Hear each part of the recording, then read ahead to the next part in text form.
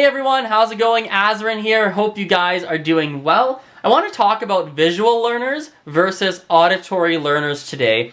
And I want to talk about some of the advantages and disadvantages of both of the learning styles. Now, I think when it comes to visual learners, one of the obvious advantages is that they find reading and typically writing a lot easier than auditory learners, which logically makes sense because they learn by looking and not really by listening.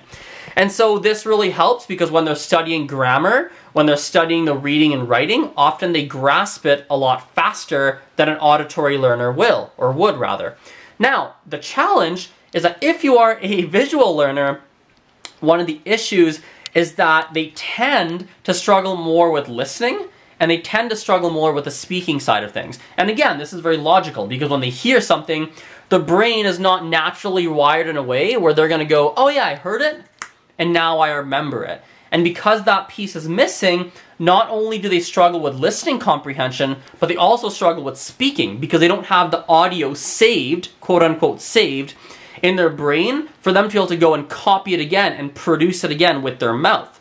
And so one of the things that I think matters for visual learners is I really do think when you learn a new word and you hear it, you need the visual attached to it. You need to hear it and see it at the same time. So the next time you hear that word, hopefully you can be like, oh yeah, that word, I've seen that one, I've seen it. And you can see it in your brain and you can then actually go and pronounce it and use it. And often what I would even say is that if you're a visual learner, I think it would actually make sense as well to go and every single time, if there's a word you're struggling with, every time you hear it and you don't remember what it is, write it down a couple of times and read it to yourself every single time you hear the word, and hopefully that makes the connection in your brain between, oh, I heard this, oh, this word, I wrote that, I saw that, and hopefully that connection can happen.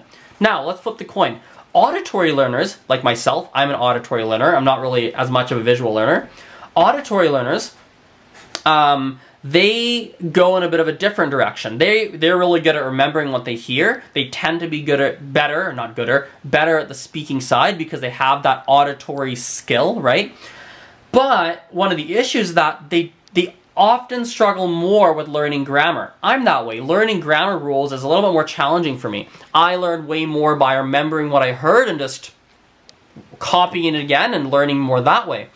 And so the issue with this is that if an auditory learner is not surrounded by that language for a long period of time, and a long time goes by that they haven't heard it or been surrounded by it, they're going to start to forget. That happens to me. I forget often what's right and wrong. I forget how to say certain words because I haven't heard it in a long time. Or I'll doubt myself. I'll be like, oh yeah, I know this word, right? I know this word here. But then I'll doubt it, like, is that really the right word? I don't know, because it's been maybe 7 years since I've heard someone use it, and so I'm like, am I remembering that correctly? And so I doubt myself. And so for auditory learners, you know, I think it really makes sense to go and every now and then to really study some of the grammar again, because what it's going to do, because if you've forgotten how to say it, at a minimum, if you know the grammar, you can say that, oh yeah, I don't remember how it sounds, but the grammar rule dictates that this would be correct. And so that would just give you a bit of a backup if your auditory memory fails you.